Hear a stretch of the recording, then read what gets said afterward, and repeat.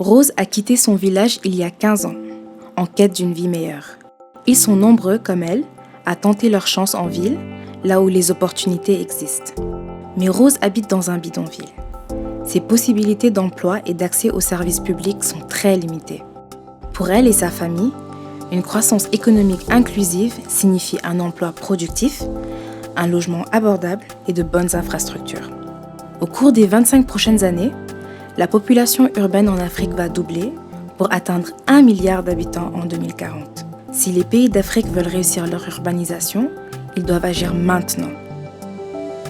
En Afrique, la concentration des habitants dans les villes ne s'est pas accompagnée d'une densité économique.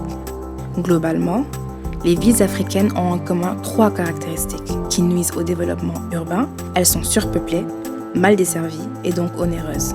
Le cours d'interaction des villes africaines est inférieur de 40% à celui observé en Asie et en Amérique latine, tandis que la fragmentation à proximité des centres-villes y est supérieure de 20%.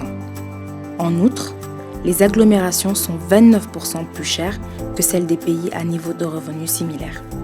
Pour que leur expansion rime avec croissance économique, les villes africaines doivent s'ouvrir au monde.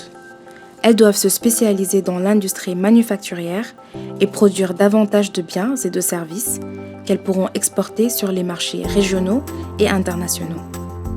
Pour y parvenir, elles doivent attirer les investisseurs grâce aux effets d'agglomération et à une productivité accrue. Il est également indispensable que les villes améliorent les conditions de vie de leurs habitants en fournissant aux pauvres et aux classes moyennes des services, des logements et des équipements. Les gouvernements des pays africains peuvent promouvoir un développement urbain efficace. Pour cela, ils doivent tout d'abord réformer les réglementations et les marchés fonciers et ensuite investir tôt et de manière coordonnée dans les infrastructures et les services de quartier. Les villes africaines connaissent une expansion rapide. C'est en rendant ces métropoles productives et vivables pour leurs habitants que l'Afrique s'ouvrira au monde.